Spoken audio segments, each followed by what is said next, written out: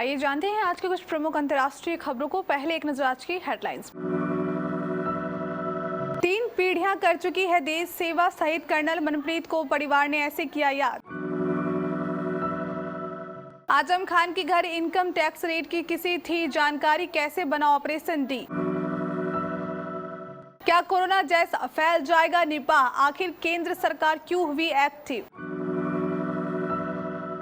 PM बोले छत्तीसगढ़ में अब कमल खिलाना जरूरी, कहा राम के ननिहाल से लोगों को सनातन के लिए जागरूक करने आया हूं। पाकिस्तान अपनी इकोनॉमी बचा रहा था, भारत G20 की मेजबानी में बिजी था। लीबिया में बाढ़ ने मचाई तबाही, 6000 की मौत। मैक्सिको में मिली एलियन की ममी, दावे से हैरान दुनिया। चीन ने पाकिस्तान को दिया धोखा, तालिबान से मिलाया हाथ, अफगानिस्तान में तैनात किया राजदूत। कायम शाहरुख खान की बॉक्स ऑफिस पर जवान की रफ्तार, 7 दिनों में 350 करोड़ पार। और पाकिस्तान की धीमी शुरुआत, श्रीलंकाई गेंदबाजों के सामने नहीं खुले हाथ।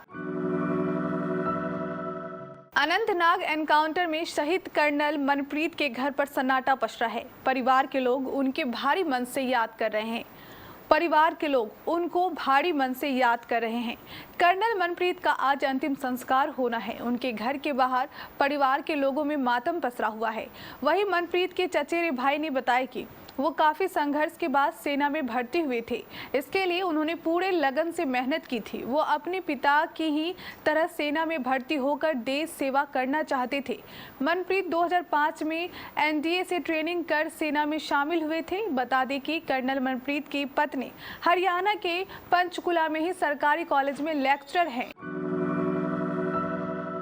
कोरोना वायरस को इसी साल वैश्विक महामारी की लिस्ट में WHO ने बाहर कर दिया है। देश में भी कोविड के मामले न के बराबर आ रहे हैं। 2 साल बाद लोगों ने इस जानलेवा बीमारी से राहत पाई है। जीवन पहले की तरह पटरी पर लौट चुका है, लेकिन इस बीच एक और वायरस की दस्तक ने फिर लोगों के मन में डर पैदा कर दिया है। नाम है निपाह वायरस। केरल में लोगों को तेजी से संक्रमित कर रहे इस जानलेवा वायरस को लेकर राज्य सरकार के बाद केंद्र सरकार भी एक्टिव हो गई है। केंद्र स्वास्थ्य मंत्रालय ने स्वास्थ्य अधिकारियों की एक टीम भेजी है। वजह साफ है कि केंद्र सरकार इस वायरस को लेकर कोई जोखिम नहीं लेना चाहती है। केरल में इस निपाह से 2 लोगों की मौत भी हो गई है। इसके बाद लोगों को डर सता रहा है कि कहीं निपाह भी तो कोरोना की तरह पूरे भारत में नहीं फैल जाएगा। समाजवादी पार्टी के महासचिव और पूर्व मंत्री आजम खान के घर आयकर विभाग ने छापा मारने की बहुत ही गोपनीय तरीके से तैयारी की थी। सूत्रों के मुताबिक आयकर विभाग के सिर्फ एक आला अधिकारी को ये मालूम था कि आजम खान के घर कब और किस समय आयकर विभाग को छापा मारना है। पूरे ऑपरेशन की गोपनीयता बनाए रखने के लिए उत्तर प्रदेश की राजधानी लखनऊ से आयकर विभाग के अधिकारियों की 5 टीमें बनाई गई थी। 5 को अलग अलग कोड दिया गया था और किसी को ये नहीं मालूम था कि कहां जाना है। गोपनीयता बनी रहे, इसके लिए आगरा, लखनऊ और दिल्ली से आयकर विभाग ने भरोसेमंद अधिकारियों को चुना और उन्हें लखनऊ से दिल्ली को जाने वाले नेशनल हाईवे पर अलग अलग रास्तों से चलाया गया।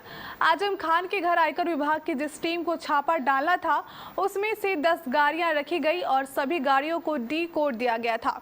ऑपरेशन डी में कुल 42 लोगों को रखा गया था, जिसमें सीमा सशस्त्र बल के जवान भी साथ में थे। प्रधानमंत्री नरेंद्र मोदी ने रायगढ़ में बीजेपी की विजय शंखनाद रैली को संबोधित किया। यहां उन्होंने कहा कि मैं माता कौशल्या के धाम और भगवान राम के ननिहाल से लोगों को जागरूक करने आया हूं।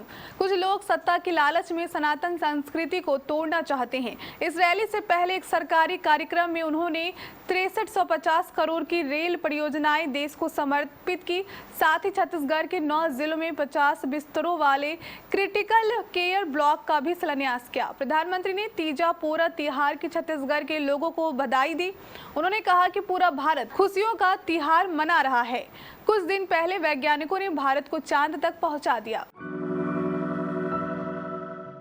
जिस समय पिछले दिनों भारत में G20 सम्मेलन का आयोजन हो रहा था, पड़ोसी मुल्क पाकिस्तान अपनी परेशानियों में उलझा हुआ था। इस सम्मेलन में पाकिस्तान का जिक्र तक नहीं किया गया है। वहीं इसके पूर्व प्रधानमंत्री नवाज शरीफ की माने तो अगर उनकी पार्टी की सरकार होती तो यह सम्मेलन उनके देश में हो रहा होता।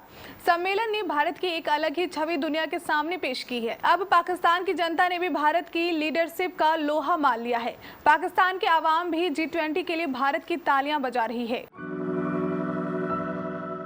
लीबिया में भयंकर बाढ़ से हुई भारी तबाही के कारण 6000 से अधिक लोगों की जान चली गई है। अधिकारियों के अनुमान के हिसाब से 10,000 से ज्यादा लोग लापता हो सकते हैं। लीबिया के डरना में बाढ़ की वजह से 30,000 से अधिक लोगों को विस्थापित किया गया है। शवों को दफनाने के लिए पहाड़ी क्षेत्रों में खुदाई की जा रही है। इस्लामिक परंपरा के अनुसार शवों को 3 दिन के भीतर दफनाया जाता है, इसलिए लोगों के अंतिम संस्कार को जल्दबाजी में ऐसे तैसे दफनाया जा रहा है। यह तबाही तूफान डैनियल के कारण आई है। इस तबाही ने बचाव कर्मियों के लिए बड़ी मुसीबत खड़ी कर दी है।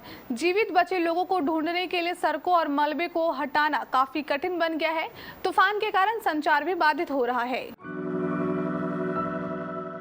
गजब की प्रदर्शनी लगाई गई। खुद को एलियन और यूएफओ का एक्सपर्ट बताने वाले ने बाहरी दुनिया से लाई हुई 2 एलियन मम्मी दिखाई। देखने पहुंचे मेक्सिको को सरकार के आला अधिकारी और कांग्रेस के लोग। खुद को यूएफओ एक्सपर्ट बताने वाले व्यक्ति का नाम है जैमी मॉशन, जो एक पत्रकार है। एलियन के बारे में बहुत लिखता है। इस प्रदर्शनी में जैमी ने मेक्सिको की सरकार और कांग्रेस के प्रतिनिधियों के सामने दावा किया है कि ये 2 एलियन मम्मी दूसरी दुनिया से आए हैं। जैमी का दावा है ये दोनों एलियन मम्मी 2017 में पेरू के पास मिले थे। ये आकार में छोटे हैं। दूसरा, ये चौक के रंग के दिखते हैं। दोनों ही हथेलियों पर 3-3 उंगलियां हैं। इनके शरीर और सिर चिपके हुए हैं। चीन ने अफगानिस्तान में तालिबानी सरकार बनने के बाद पहली बार अपने राजदूत को नियुक्त किया है। चीन दुनिया का ऐसा पहला देश है जिसने अफगानिस्तान में अपना राजदूत नियुक्त किया है। चीन के राजदूत झाओ सेंग का काबुल में राष्ट्रपति महल में आयोजित एक भव्य कार्यक्रम में तालिबान ने जोरदार स्वागत किया। चीन उन कुछ देशों में शामिल है जिन्होंने तालिबान राज जाने के बाद भी अफगानिस्तान में अपनी राजनयिक उपस्थिति को बरकरार रखा है। पाकिस्तानी विश्लेषकों का मानना है कि चीन के इस कदम के पाकिस्तान के लिए बहुत मायने हैं। ये एक तरह से चीन का पाकिस्तान से किनारा करना भी है। बॉक्स ऑफिस पर 7 दिन पहले रिलीज हुई शाहरुख खान की जवान की तेजी से रफ्तार पहले दिन से कई नए रिकॉर्ड बना रही है, वहीं कई तोड़ भी चुकी है। इसके चलते फिल्म से फैंस की भी उम्मीदें बनी हुई है, जो हर दिन नए बॉक्स ऑफिस कलेक्शन के साथ पूरी होती नजर आ रही है। दरअसल केवल 7 दिनों में जवान का भारत में बॉक्स ऑफिस कलेक्शन 350 करोड़ से ज्यादा का हो गया है, जबकि वीकेंड में यह कलेक्शन कई लोगों को हैरान कर सकता है। हालांकि भारत में ही नहीं, दुनिया भर में भी जवान की ताबड़तोड़ कलेक्शन देख फैंस शॉक्ड हैं। बॉक्स ऑफिस ट्रैकर संचलिंक की शुरुआत आंकड़ों के अनुसार जवान ने 7वें दिन 23.3 करोड़ की कमाई की है, जो कि हफ्ते भर में सबसे कम है। इसके बाद जवान का भारत में ओवरऑल कलेक्शन 368.38 करोड़ हो गया है। पाकिस्तान और श्रीलंका के बीच कोलंबो में भिड़ंत है। इस मुकाबले में जो भी टीम जीतेगी वह फाइनल में एंट्री करेगी, जहां उसका खिताबी मुकाबला भारतीय टीम से होगा। ये फाइनल मैच 17 सितंबर को कोलंबो में ही खेला जाएगा। यदि पाकिस्तान और श्रीलंका के बीच यह मुकाबला बारिश के कारण रद्द होता है तो उस स्थिति में दोनों टीमों को 1-1 अंक मिलेगा। यदि मैच रद्द होती है तो उस स्थिति में दोनों टीमों का नेट रन रेट देखा जाएगा। इस स्थिति में श्रीलंका बाजी मार लेगा और आसानी से फाइनल में एंट्री कर लेगा।